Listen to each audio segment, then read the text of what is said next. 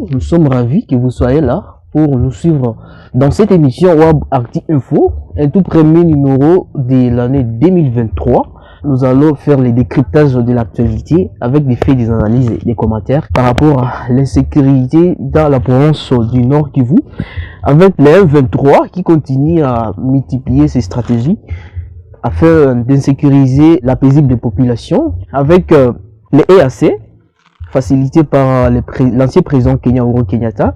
Ils sont en train de voir comment éteindre le feu dans la marmite. Mais les M23 jusqu'à maintenant, nous ne savons pas leur stratégie. Parce que hier, ils ont annoncé leur départ des Rumangabo, mais ils ont repoussé ça pour aujourd'hui, le 6 janvier 2023. De notre côté, ils s'emparent de certaines zones du territoire de Rutshuru. Les derniers candidats, c'est la cité de Nyamilima dans le groupement Binza, toujours dans le territoire de Rutshuru.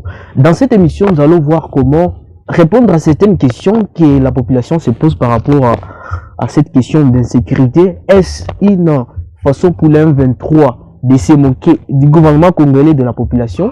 Est-ce une méfiance de la communauté internationale? C'est avec ces questions que nous allons tenter de répondre au cours de cette émission. Dans quelques minutes, je vais vous présenter notre invité qui va nous partager ses avis et ses opinions. Restez connectés.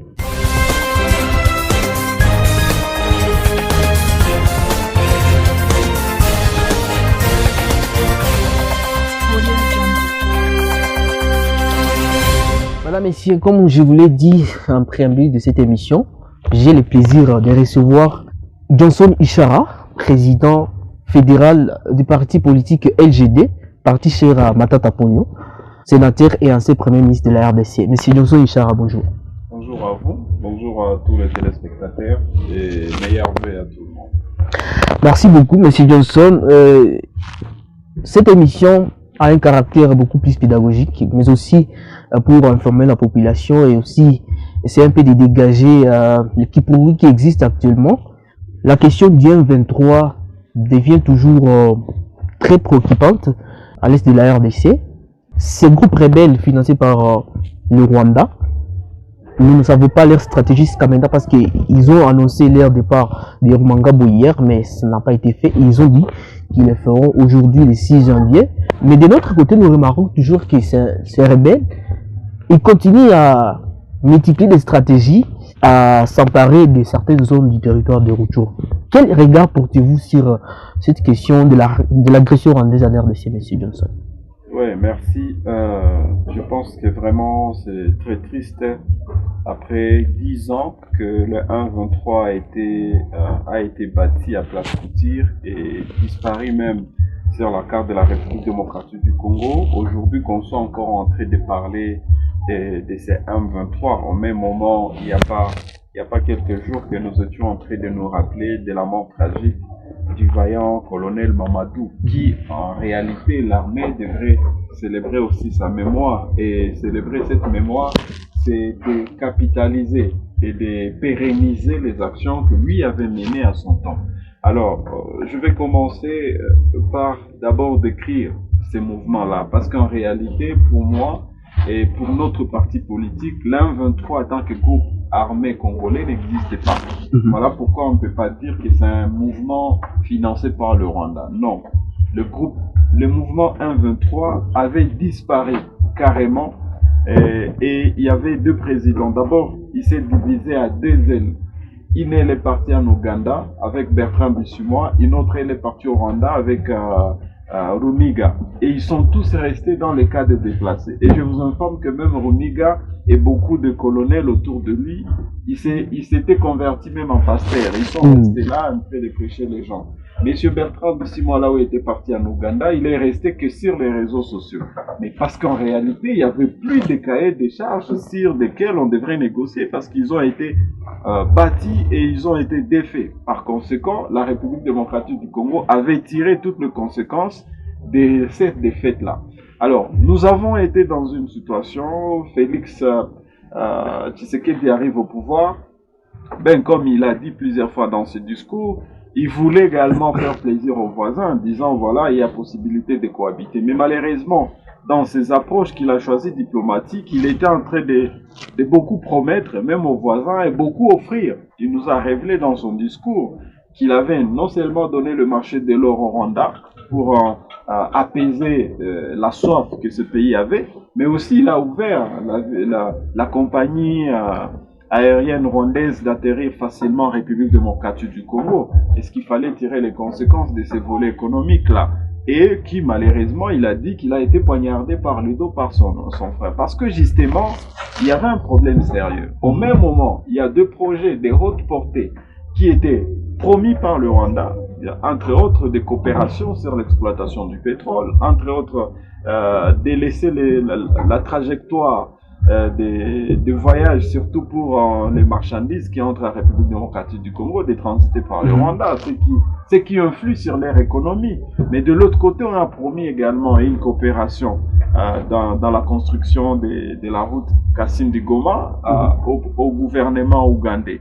Et il y a maintenant ce genre de mécontentement où certains pensent qu'on nous promet mais on ne réalise pas et par conséquent, ils font qu'on bouscule parce qu'en réalité, aujourd'hui, l'avenir de l'Afrique repose sur la République démocratique du Congo et tous ces pays voisins-là les savent. Facilement, nous pouvons vivre sans le Rwanda, sans l'Ouganda, sans le Kenya. Mais c'est difficile pour ces autres pays-là de survivre sans nous.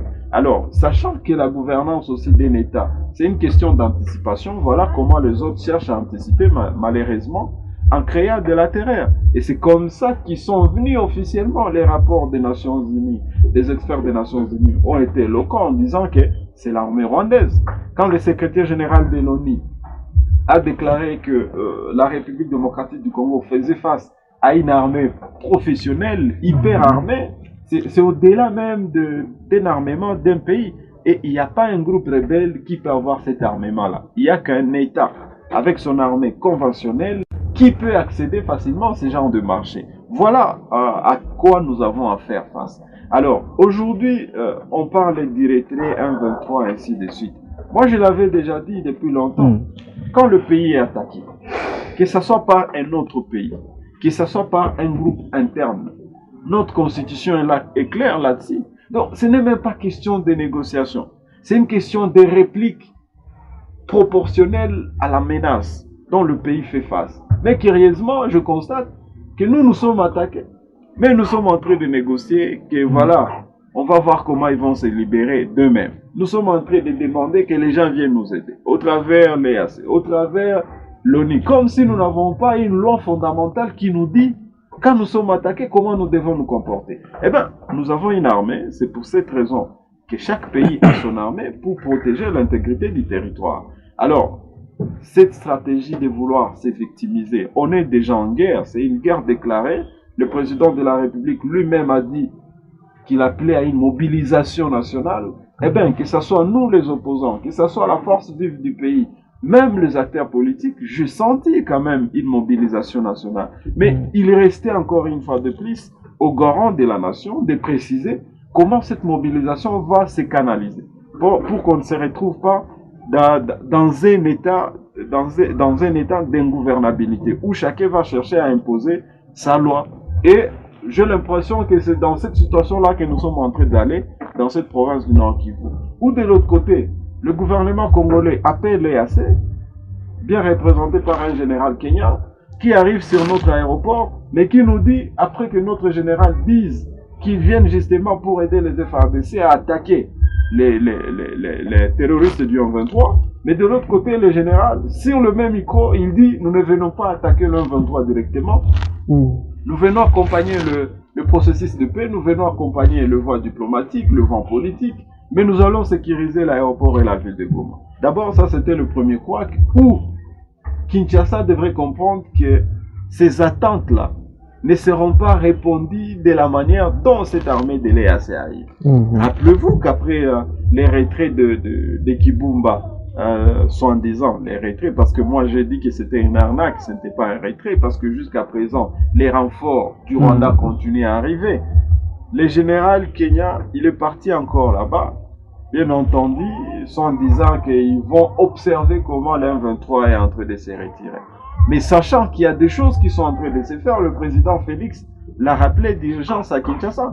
Et il a dit, vous devez faire ce que notre gouvernement vous dit. Donc, vous sentez qu'il y a des choses qui ne marchent pas dans les secteurs de la défense de notre pays. Et si nous ne faisons pas attention, nous serons en train de cautionner un chaos que nous serons en train d'entretenir. Et là, quand nous parlons de nous serons, c'est le gouvernement aujourd'hui qui a à sa tête le président Félix Tshisekedi, qui semble ne pas vraiment maîtriser les enjeux de cette guerre, où, voilà, des petits rebelles, j'ai vu même des journalistes congolais, sont partis pour leur donner le micro, et ils ont donné même des mises en garde à nos forces armées sur nos micros, malheureusement. Donc, on sent que à tous les niveaux, il y a un problème de gestion de cette guerre.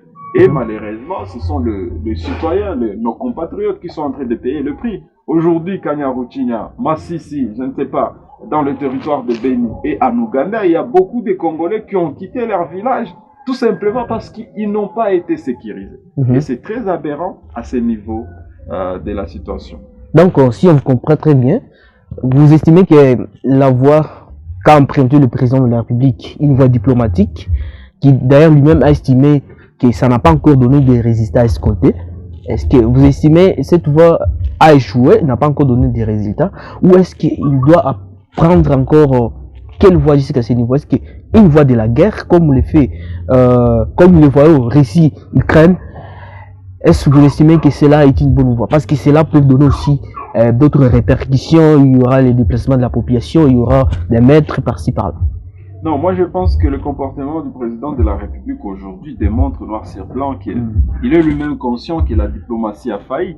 Parce que vous avez constaté que ces derniers temps, le président ne voyage plus tellement comme ça a été le cas dans ces mois passés. Parce que jusque-là, il est le seul président au monde à avoir effectué tous ces voyages. Mais avec quel résultat du point de vue diplomatique?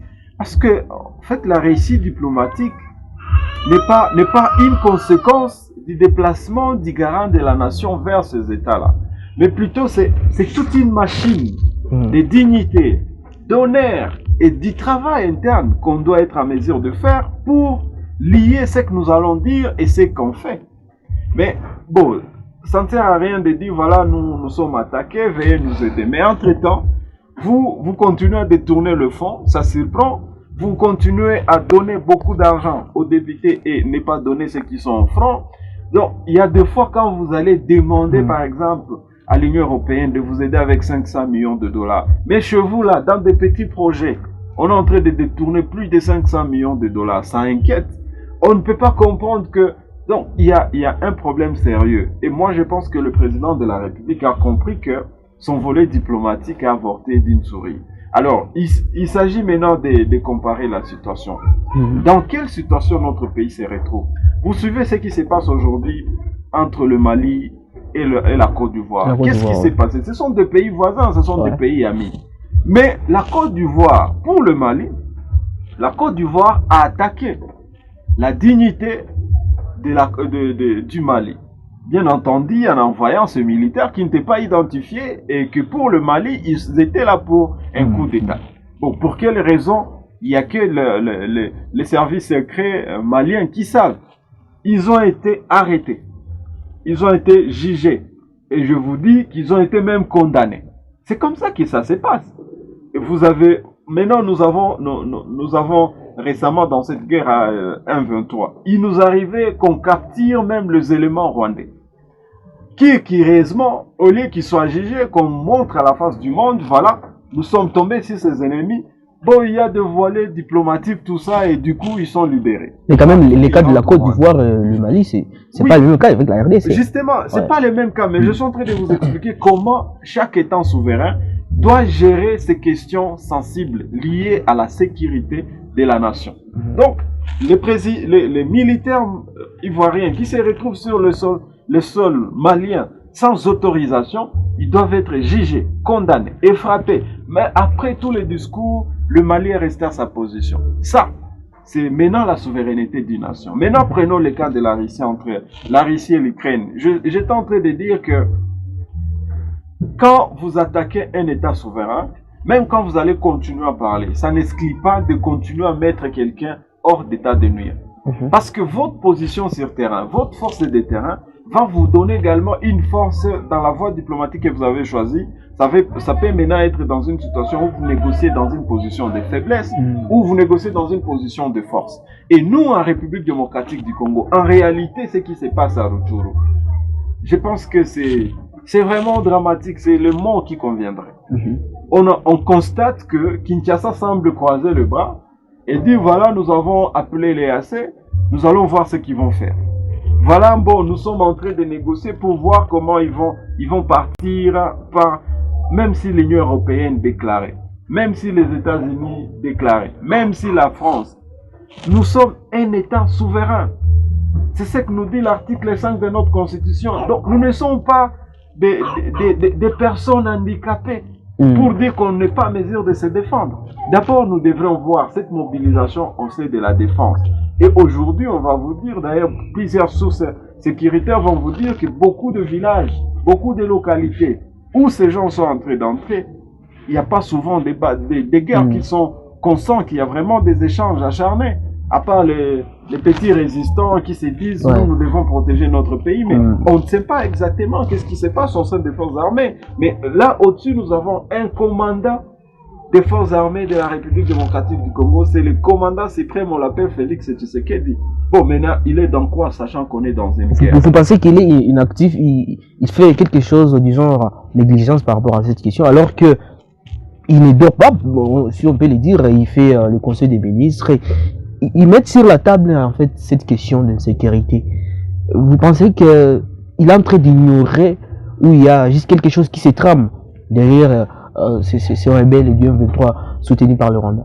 Non, mais d'abord, le président de la République, quand il est dans une guerre, il ne fait pas trop de déclarations. Tout ce qui compte, c'est que on doit constater sur terrain qu'il y a un changement entre ce qui était hier déplorable et qui est devenu maintenant encourageant un autre jour. Donc, on ne doit pas seulement rester en train de dire nous constatons, chers compatriotes, que l'ennemi nous a encore infligé. Non, non, on n'a pas besoin de ça.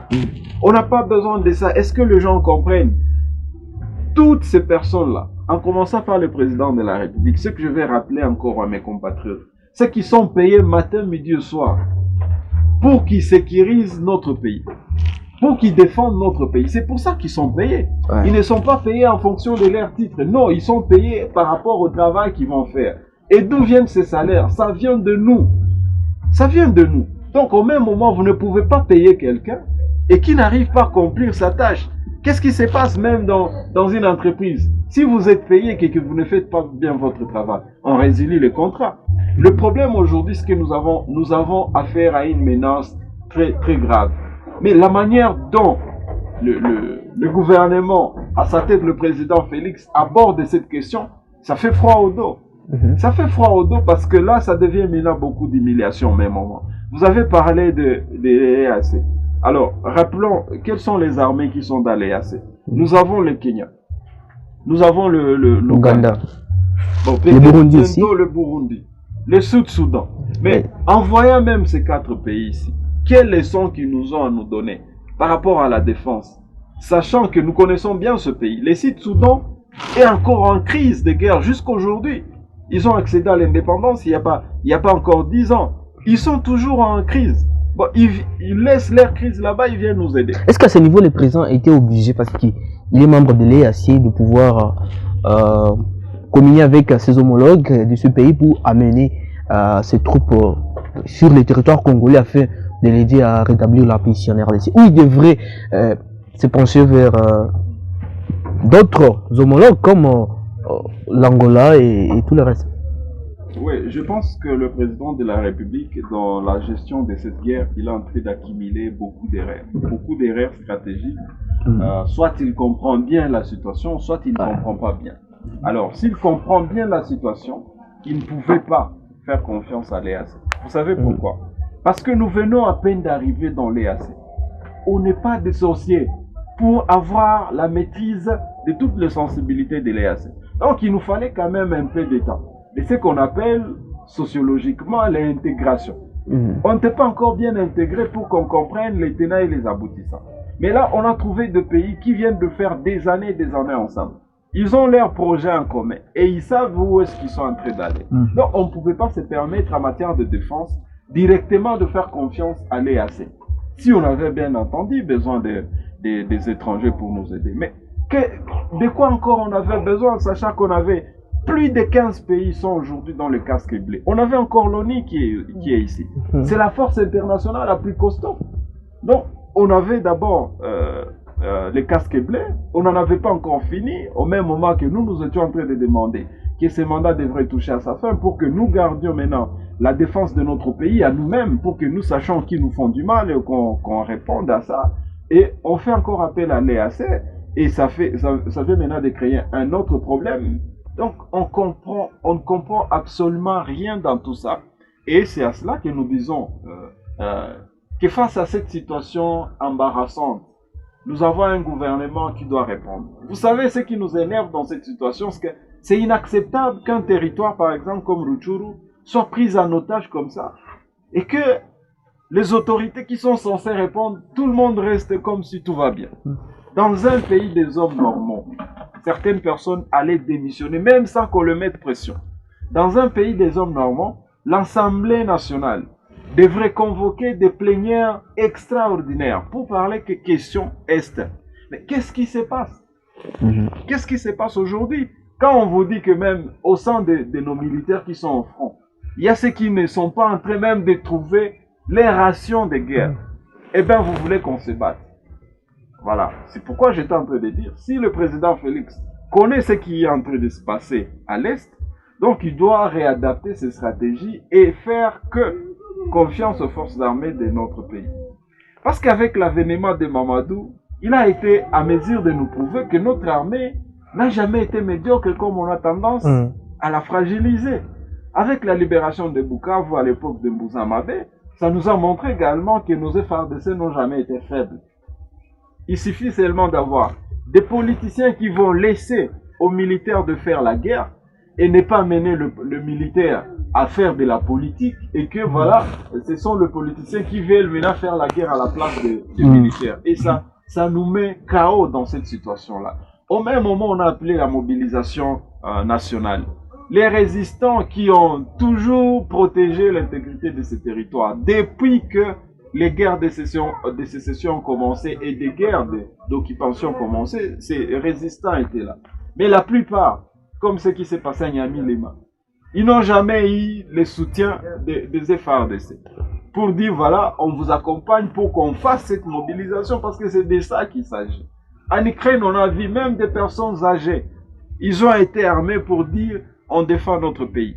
Les jeunes de 16 ans, 15 ans, ils ont été armés pour dire, nous attaquons les risques parce que c'est notre pays qui attaque. Alors, pourquoi on peut nous appeler à la mobilisation et de l'autre côté, on voit que les autres sont dans une loterie.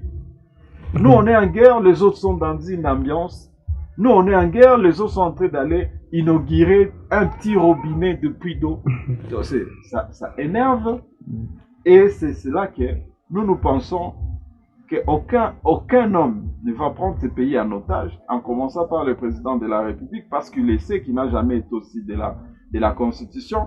Mais nous regrettons tout simplement la légèreté avec laquelle on est en train de mener cette guerre. Une occasion encore de plus pour tous les compatriotes qui vivent à l'Est de comprendre et de tirer toutes les conséquences pour que nous soyons en mesure d'étudier les nouvelles approches alternatives pour mettre également l'ennemi KO, parce que c'est possible, on ne peut pas quand même continuer à se faire humilier comme ça et rester à genoux. Aujourd'hui, nous avons affaire maintenant à une guerre économique. Je vais vous parler de quoi il s'agit.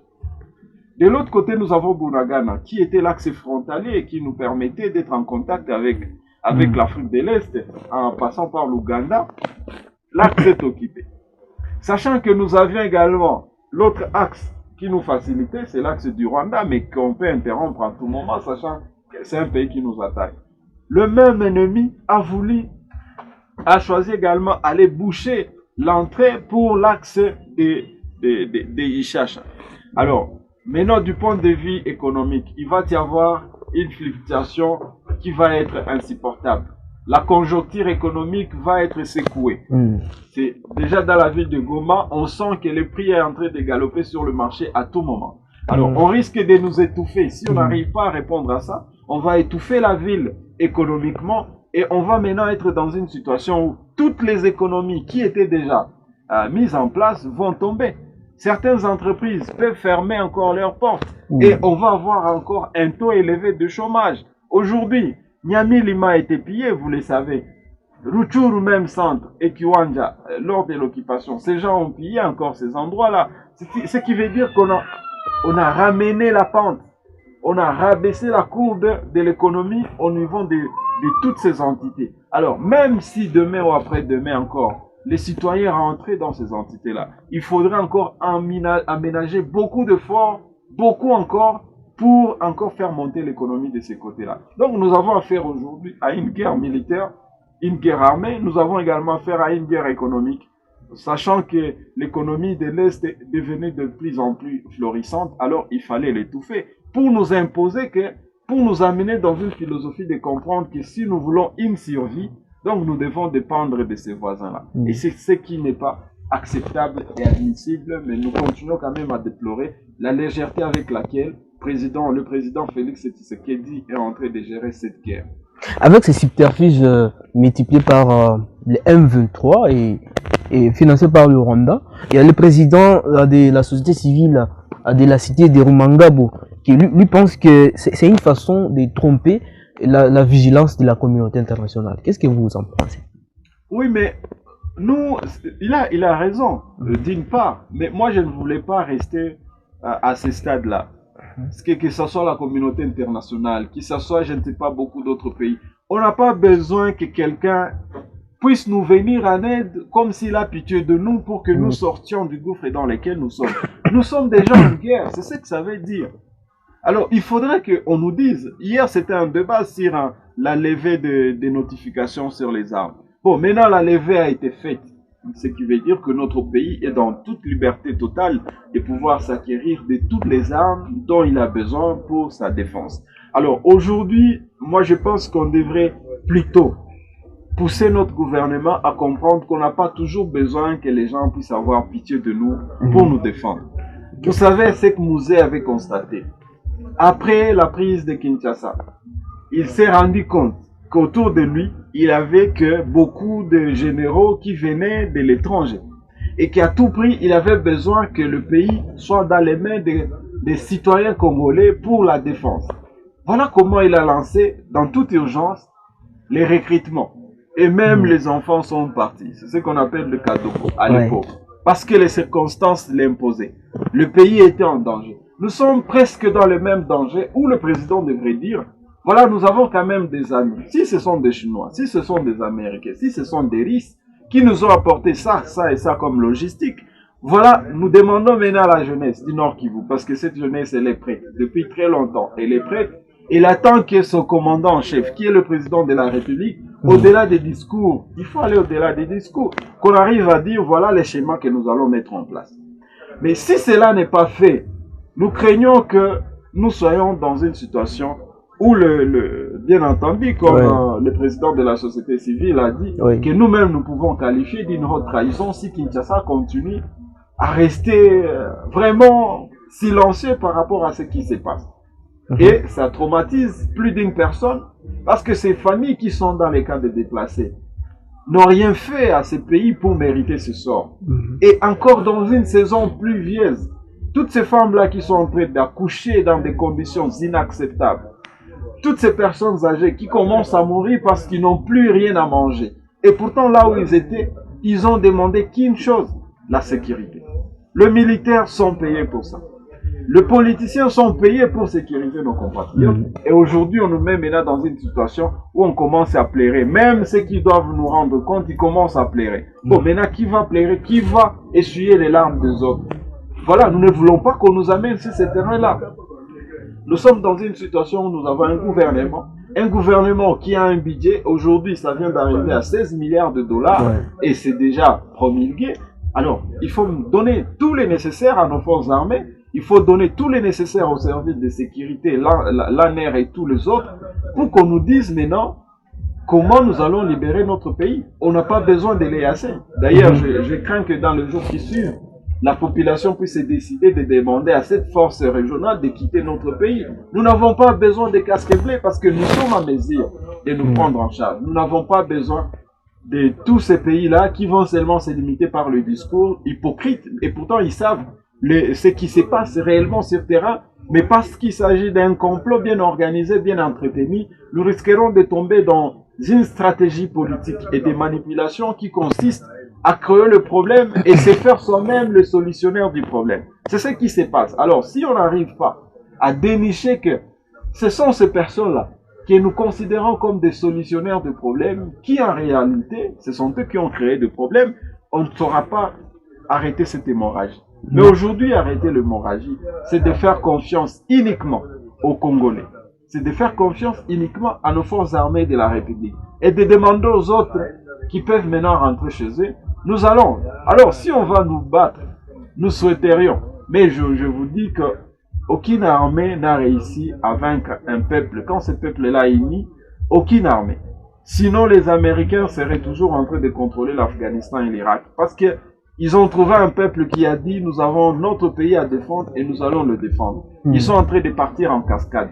Donc, à plus forte raison, de petits pays qui viennent pour des balades de santé et qui veulent maintenant nous imposer des histoires dans notre défense. Ce n'est pas quand même normal. Ce n'est pas normal ce qui est en train de se faire par les généraux kenyans qui semblent être maintenant dans ce monde où ils commencent même à dire, voilà, ça sera fait par le gouvernement et ça ne sera pas fait. Non. Je pense que les humiliations dépassent maintenant. Vous estimez que les troupes de l'EAC, ils ont pris la place du FRDC ou le FRDC, alors qu'on pensait ou on croyait qu'ils vont faire une mutualisation ou travailler ensemble? Ouais, c'est tout ce qu'on savait. Ouais. C'est tout ce qu'on savait. Mais aujourd'hui, l'EAC, on ne sait même pas à quel jeu ils sont en train de jouer. J'ai l'impression que même les FRDC ne comprennent pas ce que l'EAC est en train de faire. Et on ne peut pas admettre quand même cela. Tout ce que l'EAC doit faire, en tout cas dans notre attendement, c'est que ce sont des choses qui doivent être validées et accordées par les forces armées de la République démocratique du Congo. Mais on a l'impression qu'ils viennent pour dire, bon, nous sommes là pour trouver un climat d'attente entre les FRDC et l'M23. Qui vous a dit ça? Nous, on n'a pas besoin de quelqu'un qui va nous... Jusqu'à preuve du contraire, ce que je dois rappeler, notre gouvernement traite l'M23 comme des terroristes. Donc, ils ne sont pas un groupe rebelle. Alors, comment vous, comme une force régionale, un gouvernement qui vous invite chez lui, vous commencez à chercher à lui mettre en contact avec les terroristes. Et vous-même, là, vous entrez même en contact avec ces terroristes en disant que vous cherchez un terrain d'entente. Mais à quel jeu on joue, franchement? Est-ce que vous craignez, qu'est-ce que vous craignez à partir de cette question? Et nous sommes déjà à quelques mois des élections générales en République démocratique du Congo. Pensez-vous que cette question d'agression, ça va impacter sur la bonne tenue des élections de la RDC d'ici décembre 2023? Non, ce que je crains dans tout ça, au-delà des élections, c'est l'implosion populaire. C'est l'implosion de la situation sécuritaire. Parce que là où nous sommes en train d'aller, c'est que le peuple est en train de se fatiguer. Le peuple est en train de dire, mais on nous prend comme des cons. À un moment, on va se dire, est-ce que nous méritons que nous soyons traités comme des cons? Est-ce que nous méritons que nous soyons traités comme des cons dans notre propre pays? Est-ce que nous méritons d'être traités comme des idiots ou comme des imbéciles? Ou des gens viennent se balader, ils se promènent comme ils veulent, ils nous traitent comme ils veulent, et puis entre-temps, nos familiers sont en train de mourir comme des mouches. Non. Cette implosion de la situation sécuritaire, on risquerait d'être dans une situation où la population va se dire, nous allons vraiment nous prendre en charge. Malheureusement, ça va être dommage dans une situation d'état de siège où le militaire eux-mêmes qui dirige la province, il semble être déconnecté de la situation. Ils sont surchargés par les administrations, la gestion au quotidien.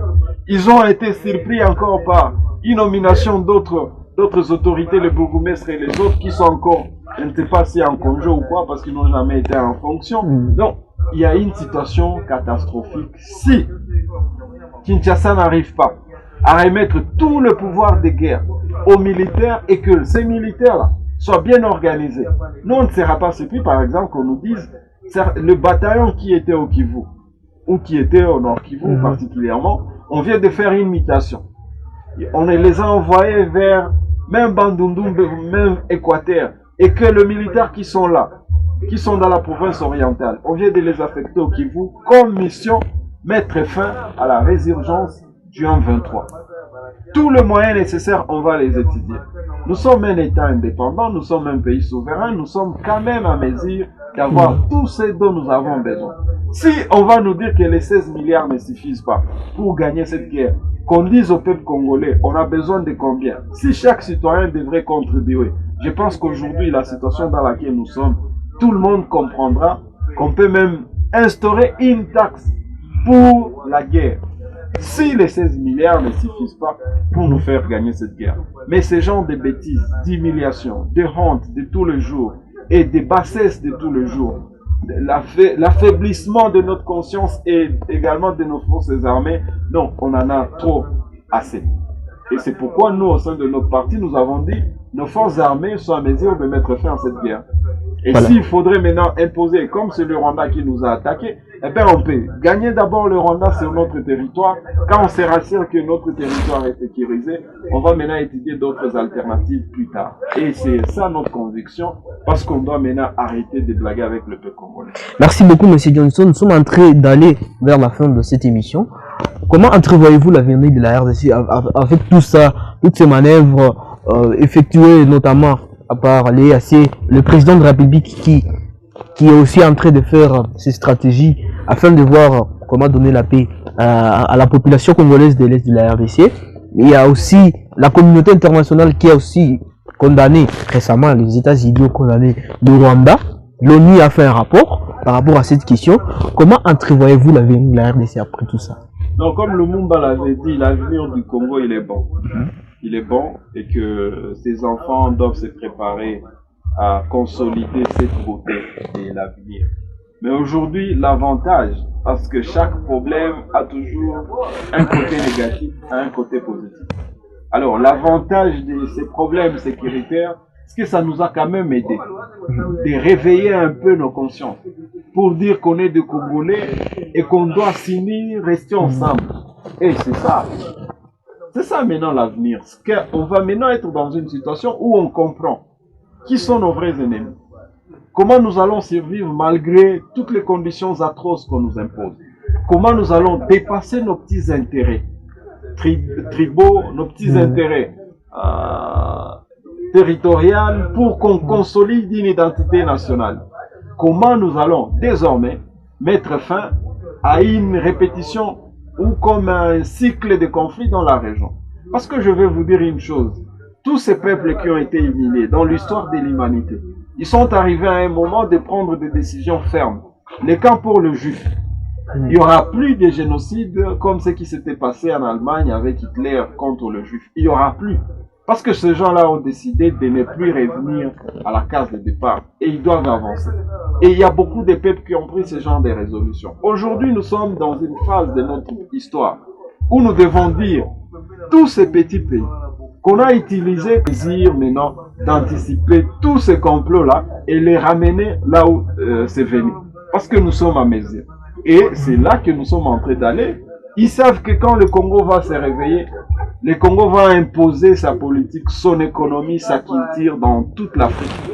Et c'est là que nous sommes en train d'aller. Ne nous perdons pas des repères.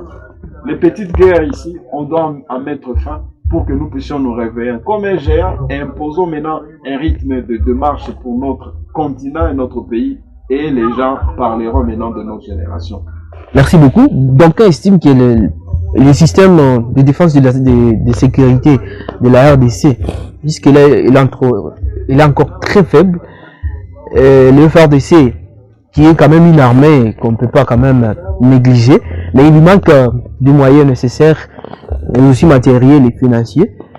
Est-ce que vous croyez que le gouvernement congolais n'est pas toujours en mesure de doter le FARDC des moyens conséquents et pour pouvoir en découdre avec l'ennemi?